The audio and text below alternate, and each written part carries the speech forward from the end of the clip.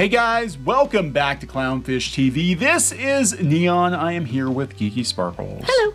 And Disney Plus is #1 for the most pirated, torrented shows of 2021. Congratulations. Good job. Yay! You did a thing. You did a thing, Disney. Yeah, so half of the top 10 pirated shows, streaming shows of 2021 are Disney Plus shows. Yep.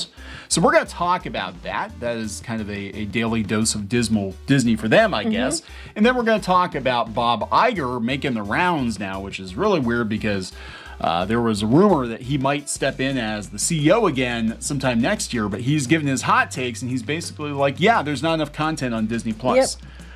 Not enough, because why put more out there? Because people just steal it. Well, I want to preface this by saying that we do not condone selling the high seas, even though we are called piratesandprincesses.net. It's not pirate, like, pirate stuff. Yeah, don't steal stuff. Yeah, we can't, you do you, but we officially don't condone doing such things. But, hey, you're going to do it, you're going to do it. That's all we can do about it. Yeah, don't pull Captain Jack on us here, so. All right, we're gonna talk about this. You put an article up on piratesandprincesses.net talking about all the Disney Plus Marvel shows making the most pirated list for 2021. Yep, and there's half the list are Disney Plus shows. Now it's funny though, it's interesting. Disney's gonna have a problem here because they're already freaking out. They're freaking out about, their subscribers flatlining. Yeah. They're freaking out about the fact that they need more money. And they, we have Chapek making the comment before when someone asked him if it was quantity over quality. He said it was going to be quantity. Neon argues it's both. So yeah, right. They just aren't keeping up with other streaming services. Now, part of it is not their fault because we did have a pandemic and it did slow some stuff up. But then that's the same thing happened to everyone. Yeah. And they still just cannot crank out what they need to because they're, unlike Netflix that has one thing it does, Disney has, the parks and comics and a bunch of different things they have to spread it across. Yeah, they have to juggle all these things and they tend to drop plates, often, especially with the pandemic when they got rid of so many people and they cut back on so many things. But that's one of the complaints we've had and other people have had, since the launch of Disney Plus is really, they have like one big show at a time and a bunch of filler shit and garbage tier movies and stuff like, and they'll occasionally throw you a bone and put a theatrical release on or something. But for the most part, it's like one big show at a time. Like as soon as Hawkeye is over, they're going to roll right into Boba Fett. So it's kind of Hawkeye is over. So Hawkeye, but you know what I'm saying? Like they're not going to run Boba Fett and Hawkeye at the same time. Right, because they're afraid they're going to cannibalize each other, but they're going to anyway. Yeah. And what's cannibalizing you more is the fact people are just going and streaming it because they don't want to give you any damn money because you're Disney and they're pissed at you. That could be factoring into it. I think it is factoring into it. I've seen a lot of people saying, I'm gonna pirate it because I'm not giving them my money. Yeah.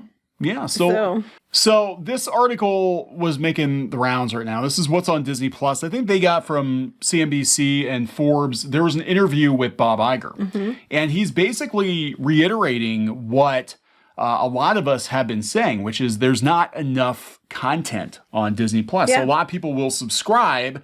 And this is probably part of the reason they're flatlining too. They'll subscribe, they'll watch the show they want to watch, and then they'll cancel. Right, and because Disney got smart, they used to offer a 7-day trial. People would just take the 7-day trial, watch what they wanted to watch, and then, cancel. And Yeah, and they're a little bit different than Netflix in the fact that they can't afford to drop a show in its entirety to binge it. They drag it out for weeks. Well, that's because they're trying to make sure you stay subscribed. Right. And it is kind of, I would say it's sleazy, but it's also the way the broadcast TV works. So it's not really, Netflix was the one that decided they were just going to drop a whole season. Right. At a time. But that's what people want. So either you wait to the end and watch it all at once. Yep. Or you, just, I guess, pirate it as it goes. I don't know. That's what people are doing. Yeah, or you could just, wait till the end of the year and be like, I'm going to set aside a week, maybe between Christmas and New Year, and I'm just going to watch all these shows. But yeah, or your 1 month you pay for. Yeah, they've only got like 5 or... you look at that list and you're like, that is pretty much the entirety of everything worth watching on Disney Plus in a year. Well, the big things, yeah. Pretty much. They had a couple movies they had on there for, They did do a bunch of movies they brought out in October, or they released, or November. It was November, whatever. But like a lot of theatrical releases they put on there once. So I mean, you can get all of that in and these shows at the same time. But what's interesting is Iger has been known to be pushing for adult content or older content to be put on Disney Plus, and I think Chapek is trying to stop that. But they bring that up. Yeah. So this is what he's been saying in this interview. I think Disney Plus needs more volume. And there probably needs to be more dimensionality, meaning more programming, more content for more people, different demographics. But Bob Chapek is aware of that and is addressing those issues. But then he goes on to say there's guidance out there that the company has provided that I'm neither going to update or comment too much on. Obviously, the company has expressed confidence in its ability to achieve the guidance that it has out there. Basically, I wrote them a note before they kicked my ass out the door. Is that what the guidance it is? Or that their guidance? It sounds like whatever Chapek's guidance is, and they're going to express confidence in that. Well, they better hurry it up because they're losing subs. They're flatlining. You're talking about a company that literally changed its entire business model to direct-to-consumer to focus on Disney+. Yeah. And then you find out that there's a bunch of views and subscribers that would have been paying going out the back door. Yeah. Like, we're talking we're going to look at the list here. WandaVision's number 1, and they say it's by a significant amount. Now, to be fair, the list, they said, was episodic based, and it wasn't when you had the whole series, like Squid Game or some other ones they said would be in there too if they did that. But according to the data they looked at, WandaVision won by a landslide. So you have WandaVision on their number 1. And then you have Loki on number 2, which, and they seem to be following like the way that things performed on Disney Plus according to the metrics they put out there from, a third party, people watching Disney Plus. The Witcher's number 3, which I think is funny because Witcher's this came out in 2019.